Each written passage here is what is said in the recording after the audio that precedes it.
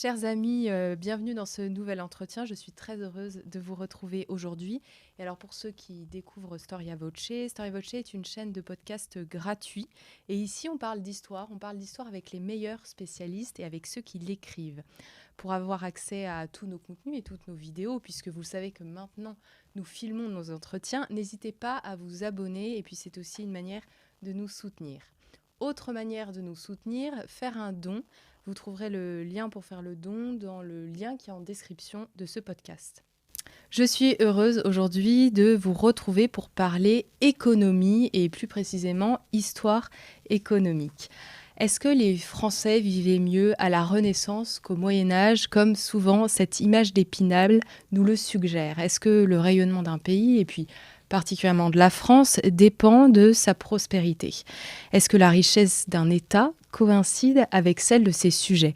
Est-ce qu'on peut juger finalement de la bonne santé économique d'un pays à travers son histoire?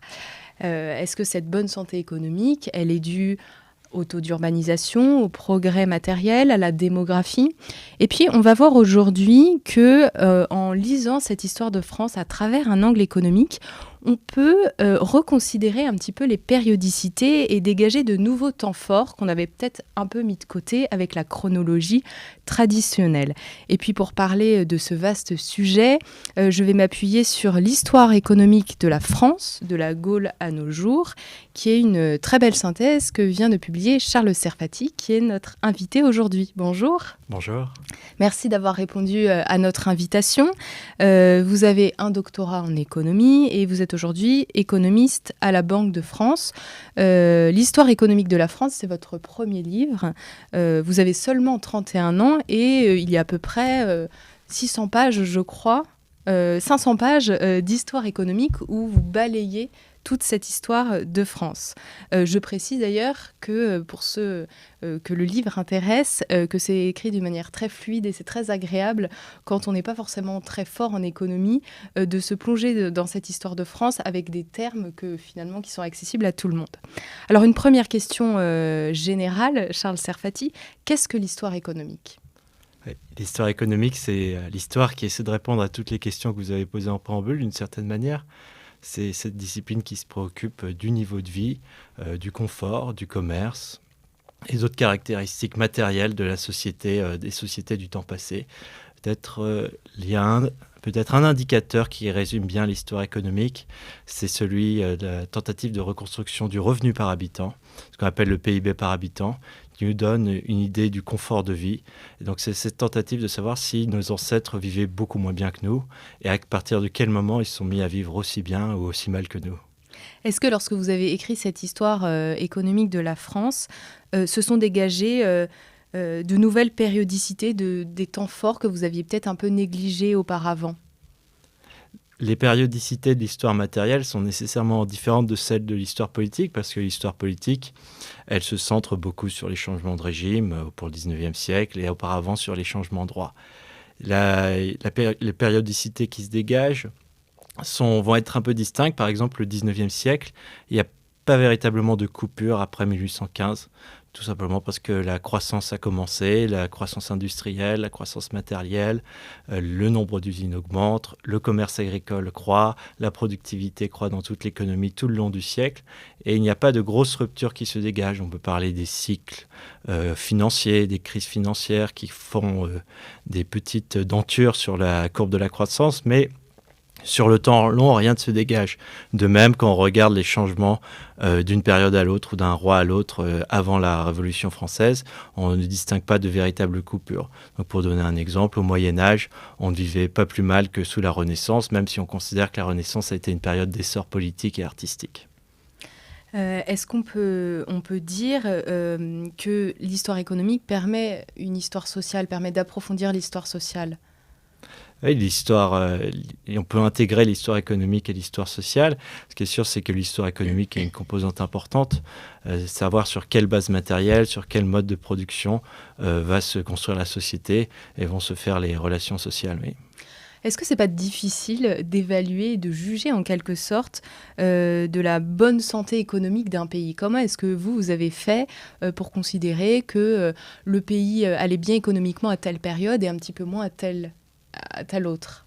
Même aujourd'hui, c'est difficile de toujours bien juger de la santé économique d'un pays. Par exemple, on peut s'interroger, vos auditeurs peuvent s'interroger pour savoir est-ce que les États-Unis sont une économie qui va bien aujourd'hui ? Si on regarde le PIB par habitant, c'est une économie qui va très bien. Si on regarde l'endettement public et certaines caractéristiques du secteur financier, on peut considérer que ça va moins bien. Dans l'ensemble, les économies jugent que ça va plutôt bien, mais ce n'est pas un sujet qui va complètement de soi, y compris pour la période récente. Sur les périodes anciennes, ce qui permet de juger, c'est peut-être essayer de quantifier, essayer de s'appuyer sur les chiffres. Un indicateur tout simplement de bonne santé économique, c'est la croissance démographique. Si la population réussit à croître, si les gens réussissent à élever des enfants, c'est le signe que les conditions matérielles ne sont pas trop détériorées, qu'il n'y a pas de famine, que les enfants survivent mieux qu'auparavant. Un autre signe, c'est quand on observe que les salaires augmentent et qu'un ouvrier ou un salarié agricole ou un ouvrier parisien peuvent se payer davantage de quintaux de blé. Ça, c'est aussi un signe qu'on peut interpréter comme un signe de bonne santé économique. Donc vous avez parlé de la démographie, du revenu. Est-ce qu'il y a d'autres facteurs qui vous paraissent essentiels pour écrire cette histoire économique ? Les facteurs qui paraissent essentiels sont aussi ceux qui sont le plus voyants et sur lesquels on insiste davantage quand on parle d'histoire économique, ou même quand on aperçoit l'histoire économique à travers les manuels d'histoire. Par exemple, l'histoire urbaine, l'histoire commerciale sont des éléments qui nous donnent une bonne idée de la structure du commerce. Elles sont très intéressantes en soi. Elles nous donnent par exemple une idée de la santé de l'économie européenne au XIIIe siècle, qui commence à s'intégrer au grand circuit du commerce international, avec des biens qui viennent du Moyen-Orient ou de Chine et qui pénètrent en Flandre, en Italie et en France par les foires de Champagne. Ce sont des facteurs très intéressants. Néanmoins, ce sont aussi des facteurs qui nous disent plus sur la consommation des personnes les plus riches dans la société. Donc il faut aussi, le problème de l'histoire économique, c'est aussi que le sujet qui vous intéresse le plus, ce bien-être de la masse de la population, est quelque peu camouflé.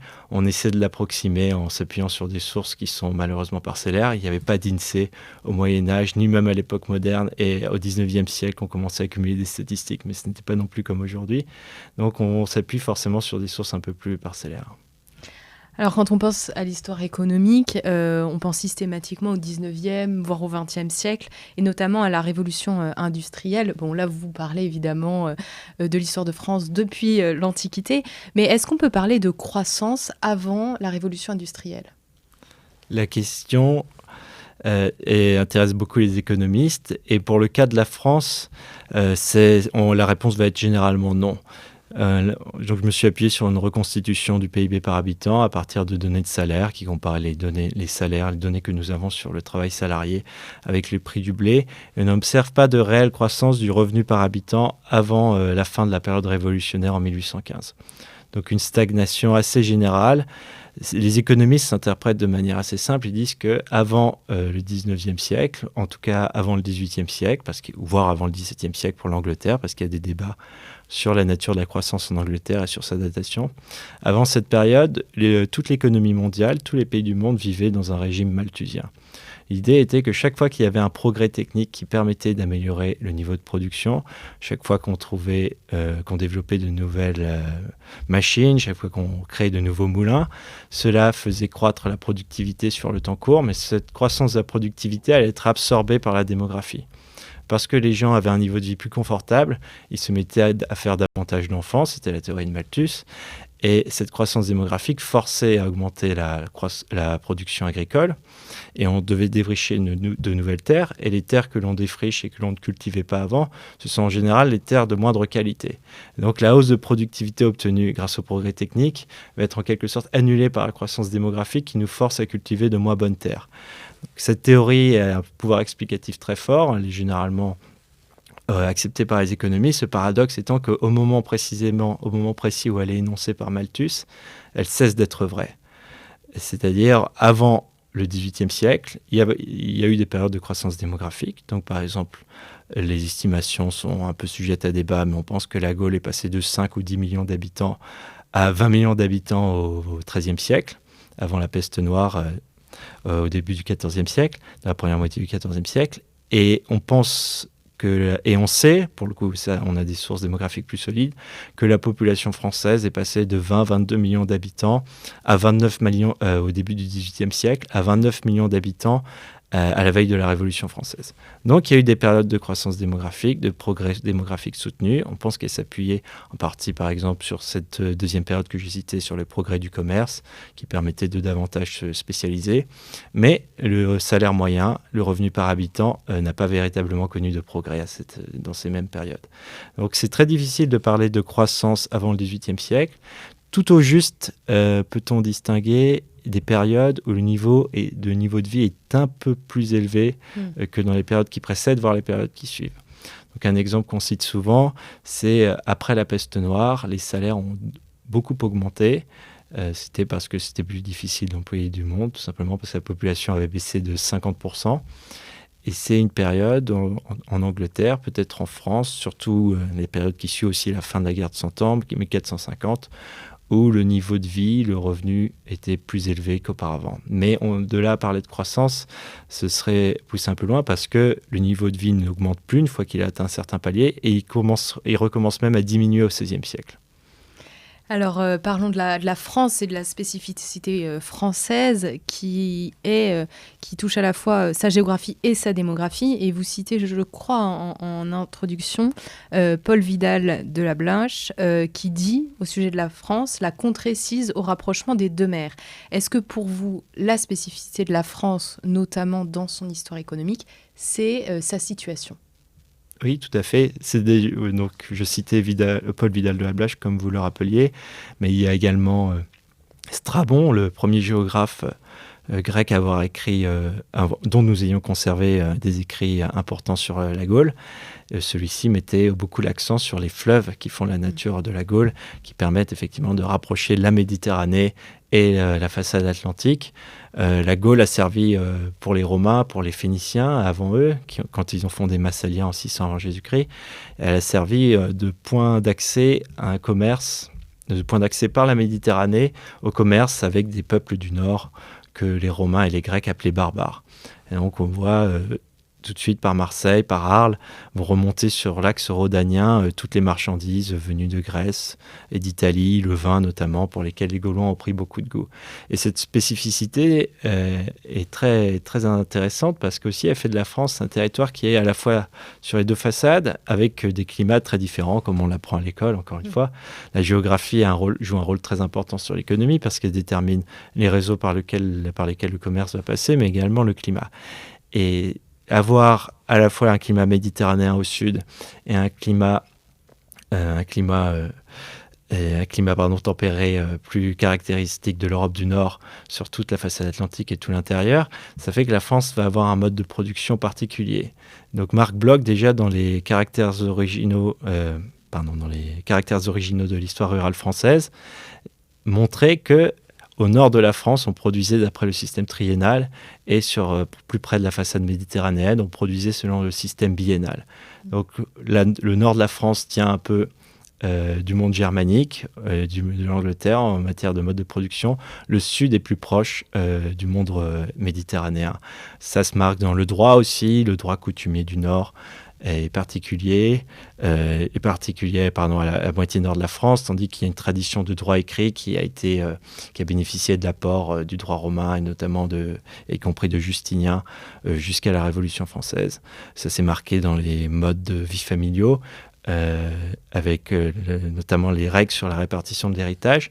Donc beaucoup de différences entre le nord et le sud de la France, et par un hasard, la France réussit quand même à former un tout, notamment par le pouvoir centralisateur du roi, malgré ces différences entre le nord et le sud, malgré ces différences de mode de production. Alors maintenant qu'on a posé le cadre de cette historiographie, de un petit peu la manière avec laquelle on procède pour écrire l'histoire économique, venons-en au premier focus, donc aux origines de la Gaule. Tout le monde a appris, alors plus maintenant, c'est vrai qu'on n'apprend plus nos ancêtres les Gaulois maintenant à l'école, mais venons-en aux Gaulois, et on imagine souvent que les Romains, qui venaient du Sud justement, ont importé la civilisation aux Gaulois, aux barbares. Est-ce que des paramètres économiques, lorsque vous avez fait vos recherches, nous permettent aujourd'hui de nuancer cette affirmation ? Ce qui est sûr, c'est que les Romains ont exporté de l'huile d'olive et du vin vers la Gaule et qu'ils ont donné le goût du vin aux Gaulois. Et c'était aussi, d'une certaine manière, leur vision de la civilisation.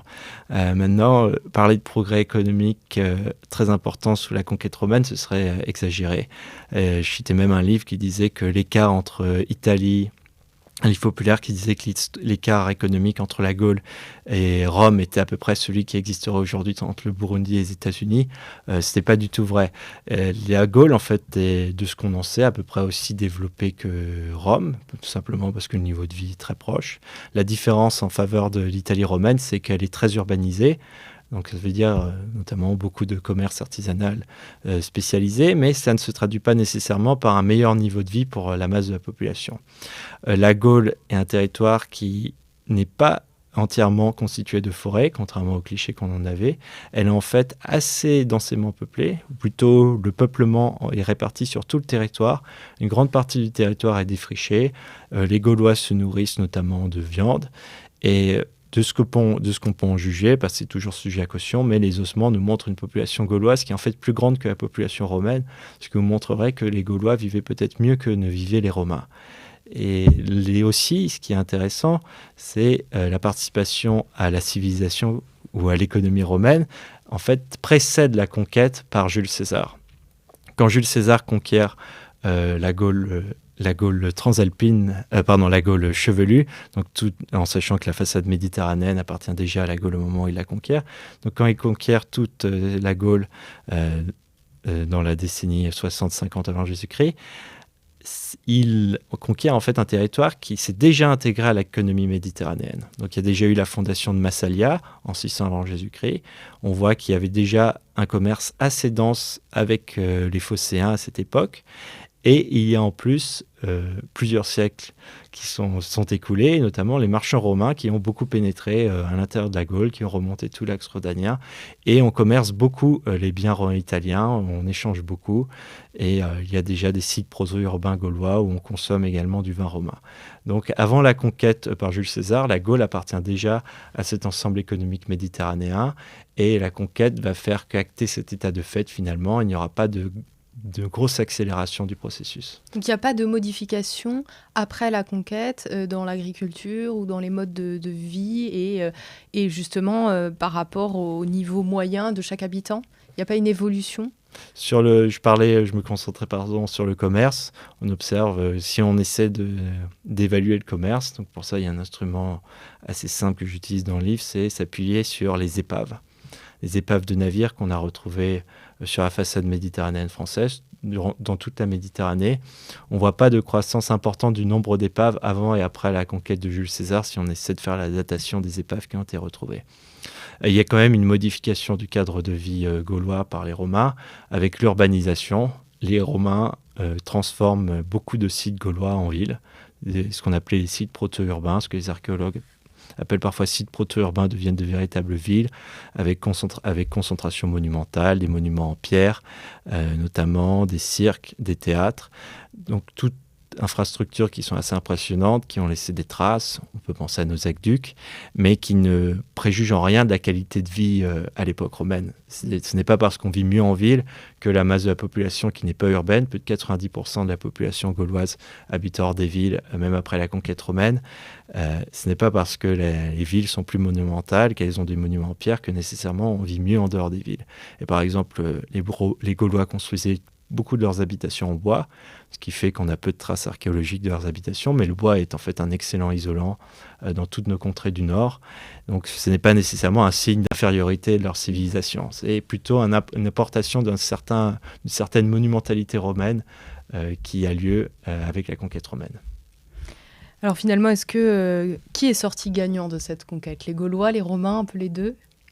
Donc il y a eu ces échanges culturels. Il y a une partie de l'élite gauloise qui est sortie gagnante de ces échanges.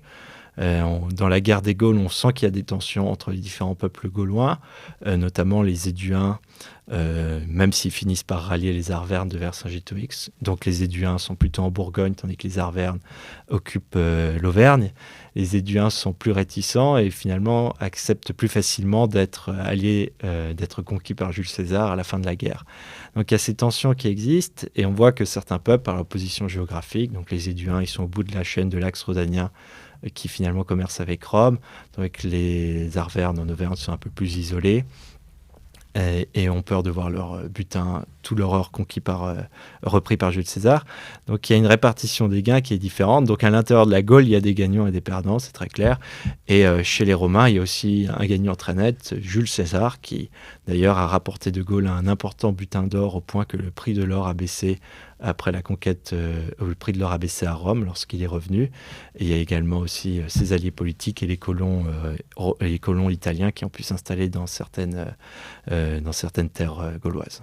Alors à la fin de la Gaule romaine, vous parlez d'une période comme un âge d'or de la consommation des biens matériels. Oui, tout à fait, notamment un âge d'or, je dirais la consommation de cette classe moyenne supérieure qui habite les villes romaines. Il y a une grande... Donc il faut bien faire cette distinction entre le niveau de vie général de la population, dans lequel va le plus peser 90% de la population rurale, qui vit assez près du seuil de subsistance, de ce qu'on peut en juger, et le niveau de vie de la classe urbaine supérieure. Là, et c'est très clairement, il y a la monumentalité qui quand même sert à la consommation des classes supérieures. On peut penser aux thermes qui offrent un lieu de confort important. On peut penser aussi à tous les biens qui arrivent de très loin. On importe avec l'aide de la poterie qui permet de transporter le vin, qui permet de transporter de l'huile. On importe de vin et de l'huile venus de très loin, toutes sortes de biens artisanaux dans lesquels les villes se spécialisent. Il y a la tuile romaine qui caractérise les toits. Donc il y a eu de belles réussites en matière de mode de vie urbain.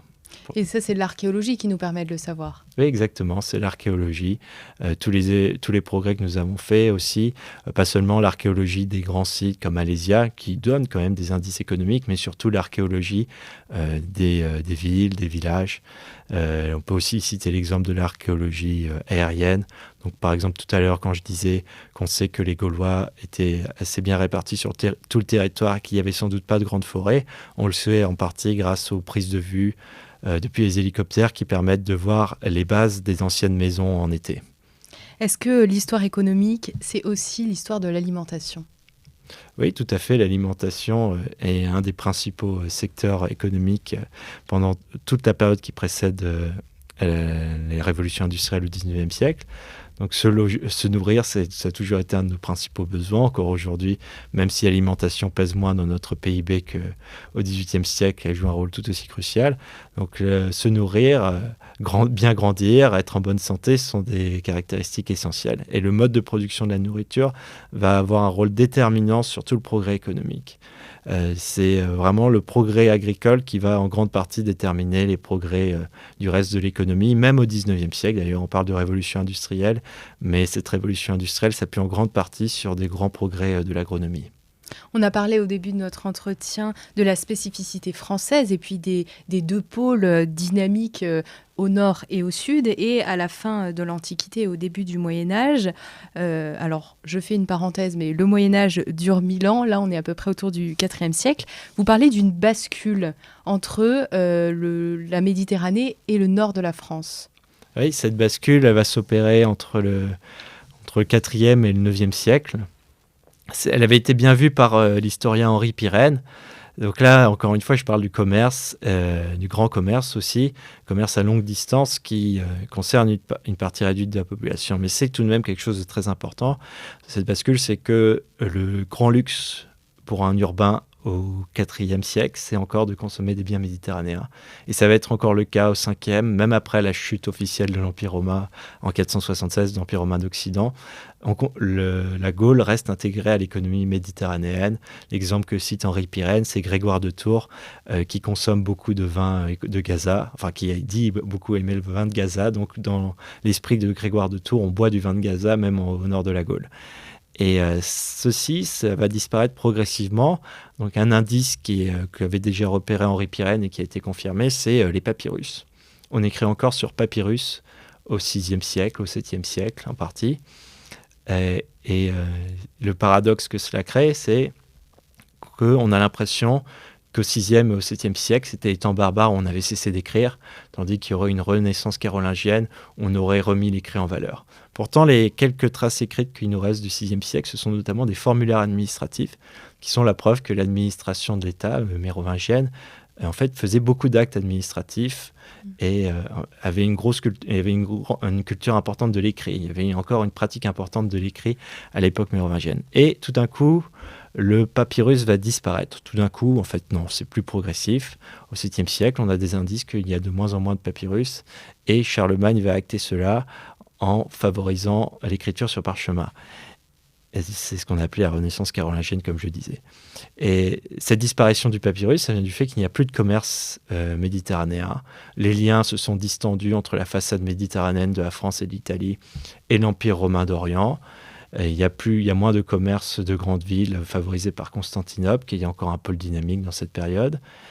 Et petit à petit, donc, disparaissent les navires. Il y a un déclin du port de Marseille.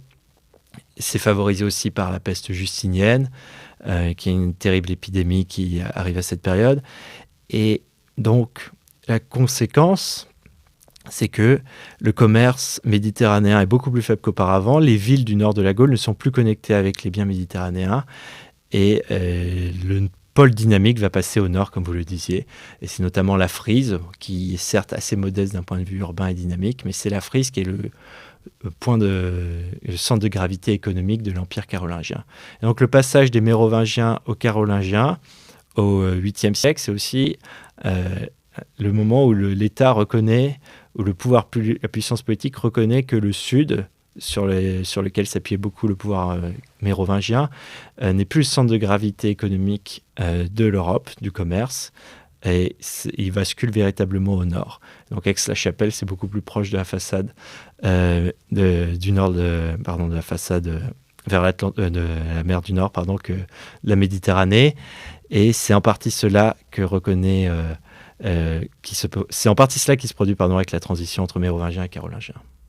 Donc il y a une transition. Alors on suppose que les populations, forcément il y a aussi une évolution entre la richesse des populations du sud de la France et la richesse des populations du nord de la France. Mais est-ce que globalement l'économie est à peu près stable ou il y a aussi une évolution par rapport aux données économiques ? C'est très difficile d'en juger. Donc, une des raisons pour lesquelles on se concentre notamment sur l'évolution du commerce et des centres urbains, c'est parce que c'est ce qui nous a laissé le plus de traces. Mais en toute honnêteté, dire si on vivait mieux ou moins bien au 7e siècle que sous l'Empire romain, c'est très très difficile parce qu'on n'a pas tenté d'évaluation très précise, tout simplement parce qu'on a très peu de sources sur lesquelles s'appuyer. Les quelques ossements nous laisse supposer que la situation ne s'est pas tant détériorée que cela du point de vue matériel pour la masse de la population. Mais cela nous fait très peu d'indices. Donc c'est possible que paradoxalement, l'effondrement des centres urbains qui survient après la chute de l'Empire romain, la simplification matérielle drastique n'ait pas nécessairement signifié une baisse du niveau de vie généralisée dans le territoire qu'on appelait alors la Francie. Vous avez évoqué la peste antonine et vous évoquez les maladies, les épidémies, donc comme quoi elles ont un véritable impact dans l'économie. Alors quand on a connu le Covid, on sait ce que ça veut dire, mais est-ce que ces épidémies engendrent systématiquement des crises économiques à l'échelle d'un village, d'une ville ou même d'un pays, ou finalement est-ce qu'elles peuvent passer un petit peu inaperçues dans l'histoire économique ? La question est très intéressante de savoir déjà comment on sait qu'il y a eu une épidémie à telle période. Donc la peste noire, on ne le sait pas tant d'ailleurs par les sources écrites qui la mentionnent, mais que par le grand silence des archives. Tout d'un coup, il y a beaucoup d'héritages qui se font, il y a beaucoup moins d'actes de mariage, d'actes de naissance. Cela arrive tout d'un coup. Si on regarde les sources littéraires, ça nous donne peu d'indices. C'est un choc économique massif d'abord parce que quand on regarde la production, on regarde le PIB total, pas le revenu par habitant. Et nécessairement, si la population s'écroule, la production va s'écrouler également. Quelles conséquences elles ont? Oui, elles peuvent déjà, sur le moment où elles ont lieu, comme on le sait par le Covid, il y a une grande perturbation de l'activité économique. On devient beaucoup plus méfiant vis-à-vis des voyageurs. Une partie de la population reste au repos chez elle. On essaie de se réfugier à la campagne aussi. C'est quelque chose qui revient beaucoup, notamment quand on a une villa de campagne, ce qui n'est pas le cas de tous les urbains. Donc, il y a une transformation drastique de l'activité économique qui survient après un épisode comme la peste noire, c'est très clair, et qui laisse des traces pendant tous les siècles qui suivent jusqu'à sa disparition en Europe au début du XVIIIe siècle. Là, il y a une transformation très claire. La question, c'est aussi de savoir comment la population s'adapte. Donc, il y a une adaptation immunologique, on devient de plus en plus résistant aux pathogènes. Et il y a une adaptation des pratiques, donc notamment tout ce qui est blocus sanitaire, qu'on pratique de plus en plus souvent avec la peste. Mais il y a aussi la vie qui reprend grâce à la résistance, parce que tout le monde a été exposé à la maladie, parce qu'elle disparaît en partie. Et finalement, la principale trace qu'a laissé la maladie à ce moment-là, c'est la baisse de la population. Donc, après la peste noire de 1348, il reste, on pense que la population a baissé de moitié à ce moment-là, et il reste finalement énormément de terres, énormément de logements pour les survivants qui vont devoir se réhabituer à essayer de redéfricher ces terres, de les réoccuper de nouveau, de ne pas laisser à l'abandon trop de friches. Et cela fait du travail, cela fait aussi des opportunités, puisqu'il y a tous ces matériels qu'on peut récupérer, tous ces héritages qu'on peut récupérer, même si c'est un peu morbide. Donc il y a quand même un redépart de la vie qui peut avoir lieu après l'épidémie et qui se traduit, comme j'évoquais tout à l'heure, par cette hausse du niveau de vie finalement après les remous causés par l'épidémie. Il faut se mettre à la place des populations de l'époque. En fait, on peut très bien rebondir après un événement aussi dévastateur qu'une maladie comme la peste noire. J'aimerais qu'on parle de l'Église. Alors, c'est vrai qu'aujourd'hui, l'Église, c'est un pouvoir spirituel. On oublie peut-être qu'elle a eu un rôle fondamental, notamment dans les sociétés médiévales. À partir de quand elle devient un acteur important de l'économie en France ? Il devient un acteur important de l'économie, en fait, très tôt, dans les premiers siècles de son installation. Et l'Église, ça va être la structure, ça va être par l'Église que va survivre la structure de l'Empire romain. On va conserver les ossements de l'Empire romain par l'Église. Pourquoi ? J'ai dit qu'il y avait eu un effondrement urbain après la fin de l'Empire romain, entre le 4e et le 6e, 7e siècle. Et malgré tout, on a gardé l'ossature urbaine. La plupart des centres urbains en France aujourd'hui ont déjà été bâtis à l'époque romaine, alors qu'on pense qu'il y a eu une baisse drastique de la population urbaine à cette période. Pourquoi ? Parce que les évêques, les sénateurs, les anciens sénateurs gaulois sont devenus des évêques. Ils ont installé des églises et des cathédrales. À l'époque, on parlait plus d'églises dans les grandes villes, dans les anciennes grandes villes romaines. Et on conserve donc par l'Église la structure urbaine, l'ossature de l'Empire romain. Donc déjà, c'est un premier rôle économique important qui va faciliter la réurbanisation de la France dans le Moyen-Âge, surtout entre le 9e et le 13e siècle. C'est le premier rôle. L'Église est aussi un propriétaire foncier important qui possède, on pense au Moyen-Âge, près d'un tiers de toute la propriété foncière. À la veille de la Révolution, c'est 10%. Donc ça en fait un acteur de premier plan. Enfin, il joue un rôle important parce qu'il il s'occupe de certains services publics. Donc dans une population où tout le monde est croyant, dans un pays où plus de 90% de la population est chrétienne, et où les minorités jouent, et où il n'est pas totalement admis d'être athée, et où il y a moins de minorités qu'aujourd'hui, moins de minorités religieuses qu'aujourd'hui, l'Église fournit un service public, parce que si tout le monde est croyant, tout le monde est prêt à payer pour qu'il y ait tout simplement un service pour aller à la messe le dimanche et même au-delà. Donc pour que le service divin soit assuré, d'une certaine manière, c'est un service public du point de vue de la population à cette époque-là. Et surtout, il y a d'autres formes de services en matière d'éducation, en matière de santé, que va aussi administrer l'Église, aussi un peu de stabilité sociale avec le rôle de l'aumône et de construction monumentale, ce qui rejoint ce service public divin avec la beauté des cathédrales qui ont absorbé une partie assez importante des ressources de l'époque. Tout ça était administré par l'Église qui, plus que l'État, était le premier auteur de prélèvements publics, si je puis dire, avec la dîme, dont on pense qu'elle représentait effectivement véritablement 10% de la production au Moyen-Âge. Plus que l'État, vous venez de préciser. Alors, à partir de quand le roi de France joue ce rôle central dans l'économie et dépasse un petit peu le rôle de l'Église ? Donc, ça s'est fait en plusieurs étapes. Déjà, la construction d'un pré carré assez important, c'est Philippe Auguste, qui fait grandir considérablement la taille de son domaine, mais il n'a pas encore véritablement d'impôt permanent. Il peut prélever les impôts s'il a des besoins, il a ses propres domaines dont il tire des revenus, mais il n'impose pas en permanence chaque année un tribut sur toute la population. Cela va changer avec la guerre de 100 ans, avec l'insécurité créée par les Anglais, par les conquêtes des Anglais, mais aussi par les anciens combattants, y compris français, qui ravagent le territoire. L'élite urbaine et les représentants et la noblesse acceptent qu'un tribut permanent soit levé par le roi à partir du règne de Charles V. Les débats pour cela ont commencé avec l'enlèvement de Jean II, avec l'emprisonnement de Jean II par les Anglais à la bataille de Poitiers de 1356. Et donc c'était un moment charnière où pour payer la rançon du roi, on a accepté de verser plus d'impôts. Donc il y a eu quelques remous, mais finalement quand Charles V devient roi, il bénéficie d'un impôt permanent. Malgré toutes les défaites du règne de Charles VI, son fils Charles VII va réussir à maintenir l'impôt permanent. Et donc il y a cet impôt permanent qui est levé, qui donne un revenu stable au roi et permet notamment d'avoir une armée permanente qui est aussi une forme de service public, même si elle a ses désavantages. Donc il y a un impôt permanent qui est levé.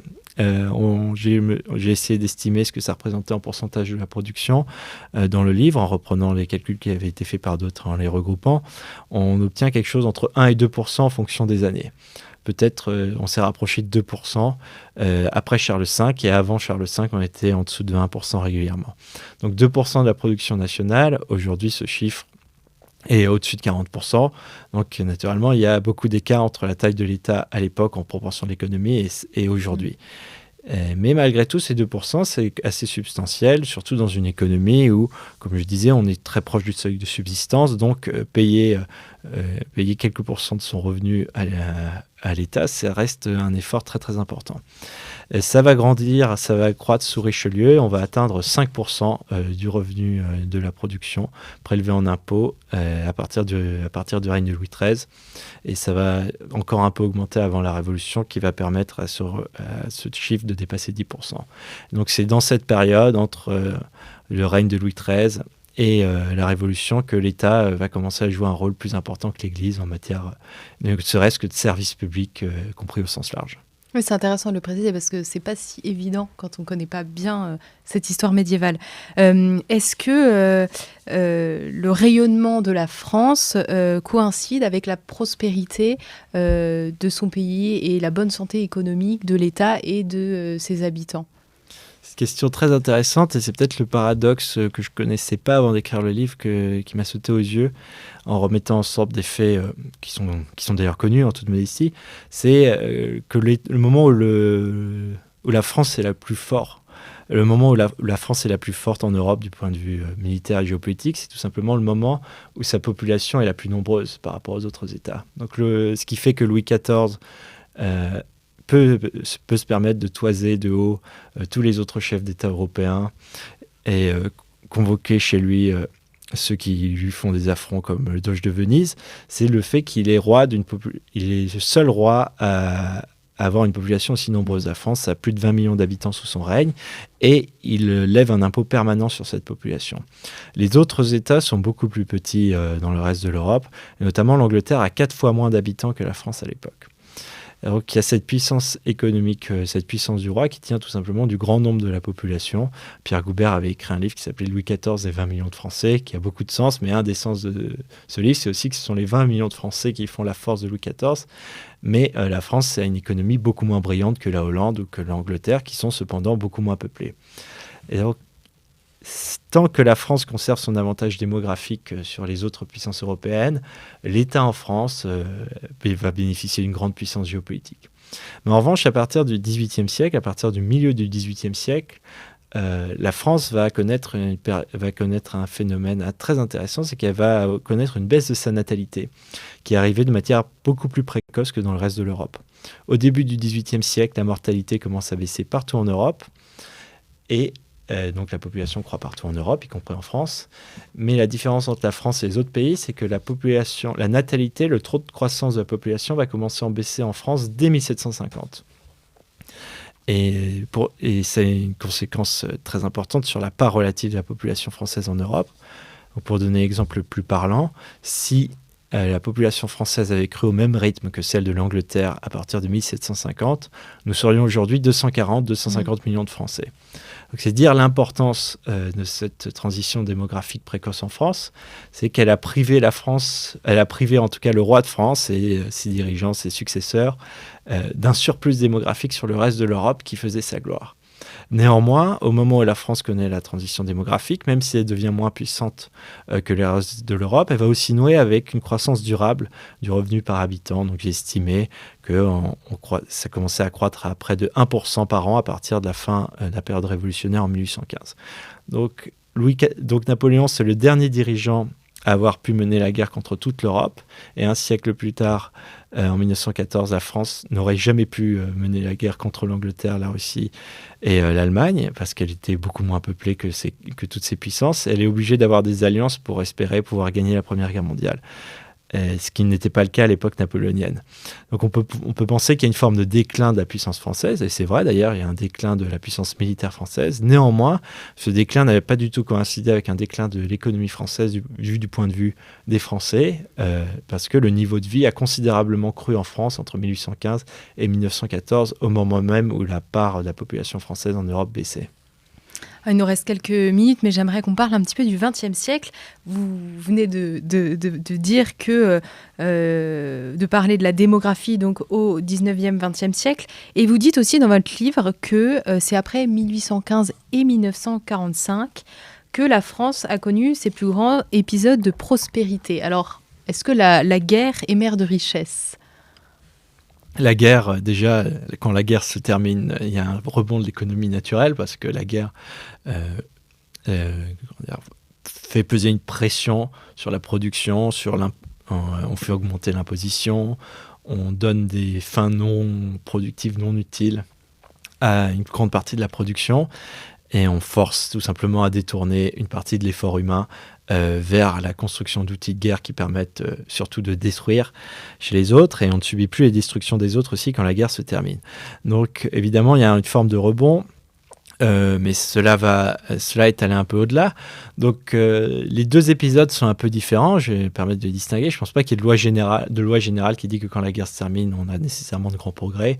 Après la guerre de succession d'Espagne, la France allait mieux, mais c'était surtout parce qu'il y avait eu la fin des avaries causée par la guerre. Là, ce qui suit la 1815, c'est très différent. C'est que la France a appliqué toute une série de réformes très ambitieuses. Elle s'est drastiquement transformée entre 1789 et 1815. Mais on n'a pas laissé leur chance aux agents économiques, aux capitalistes, aux investisseurs, aux riches nobles, de jouer avec les nouvelles règles économiques qui leur étaient données, parce qu'une grande partie des ressources productives ont été détournées vers la guerre. Donc il y a une transformation drastique du cadre institutionnel en France. Le code du commerce d'ailleurs n'a pas tant changé que cela, mais beaucoup de lois qui régissaient la production agricole, la facilitation des projets d'irrigation, de drainage se sont modifiées, et ça devient beaucoup plus facile de mettre en place des projets d'irrigation et de drainage après la Révolution. Il y a beaucoup moins de tarifs intérieurs, donc ça devient plus facile de commercer à l'intérieur du pays. L'État prélève davantage d'impôts, donc il peut financer davantage de grands travaux. Et avant même les chemins de fer dont on parle beaucoup, il y a eu d'énormes progrès sous la Restauration en matière de canaux, en matière de chemins. La voirie a été grandement améliorée dans cette période. Elle avait été un peu laissée à l'abandon sous Napoléon. Et donc là, c'est cette période où finalement la transformation du cadre institutionnel qui a finalement permis d'améliorer l'efficacité de l'économie française, peut s'exprimer. 1945, c'est un peu différent. C'est aussi la France qui a accumulé, à cause de la décennie 1930 qui a été plutôt mauvaise sur son ensemble pour la France, et de la Seconde Guerre mondiale qui a été catastrophique. La France a accumulé beaucoup de retard sur l'économie américaine. Et elle va faire deux choses. Dans un premier temps, elle va réussir à se reconstruire en bénéficiant de certains apports technologiques venus des États-Unis avec les tracteurs du plan Marshall. Et elle va poursuivre sa reconstruction avec le gouvernement qui va beaucoup encourager l'épargne forcée. Mais aussi, elle va réussir ce qu'elle n'avait pas réellement réussi auparavant. Elle va réussir à se moderniser. Et ça, c'est un moment qui vient plus à la fin des années 50 et dans les années 60-70. C'est le moment où l'élite française, qui administre l'économie, parce qu'on vit sur une forme d'économie administrée beaucoup moins libérale qu'aujourd'hui, entreprend de moderniser fortement l'économie française en favorisant par exemple la baisse de la part d'agriculture dans la production, en favorisant les grandes infrastructures urbaines et aussi en investissant dans des grands projets industriels. Et cette phase qui est réussie. Et donc, c'est ces deux moments très différents qui font la prospérité de la période après 1945. Alors maintenant, savoir s'il était nécessaire d'avoir cette période dramatique, à la fois du point de vue économique et du point de vue humain, de 1940-1945, c'est quelque chose qui me paraît spéculatif et que je laisse à vos auditeurs. Une dernière question, Charles Serfati. Quand est-ce que le français était le plus riche ? Si vous regardez toute l'histoire de France, est-ce que vous savez dire à peu près dans quelle période il consommait plus de mets précieux, il vivait mieux par rapport aux autres époques ? Donc l'économie, c'est un processus cumulatif. Donc j'ai une réponse très simple, c'est aujourd'hui peut-être. Si ce n'est pas aujourd'hui, c'était il y a quelques années, avant la crise Covid. C'est cette période-là dans laquelle nous avons le plus de biens matériels qui sont disponibles en grande abondance auprès de nous. Maintenant, il y a un grand problème posé par cette construction matérielle, posé par toute cette industrie sur laquelle notre bien-être repose. C'est que malheureusement, elle pollue beaucoup, elle provoque des gaz à effet de serre qui font que nous nous interrogeons aussi sur la durabilité de notre mode de vie. Mais si on néglige cet aspect qui peut-être détruit notre capital terrestre, si on néglige cet aspect, c'est aujourd'hui que nous vivons le mieux. Merci beaucoup Charles Serfati et puis d'avoir accepté de sortir un petit peu de l'histoire pour cette dernière question. Merci d'avoir répondu donc à toutes nos questions. Je rappelle que vous venez de publier Histoire économique de la France, de Gaulle à nos jours. C'est un livre qui vient de sortir aux éditions Passé Composé, que vous connaissez bien. Et j'insiste sur l'effort de synthèse et puis votre écriture très fluide qui permet une relecture originale de l'histoire de France. Merci à tous pour votre écoute et pour votre fidélité. Et je vous dis à très bientôt pour un nouveau numéro de nos grands entretiens.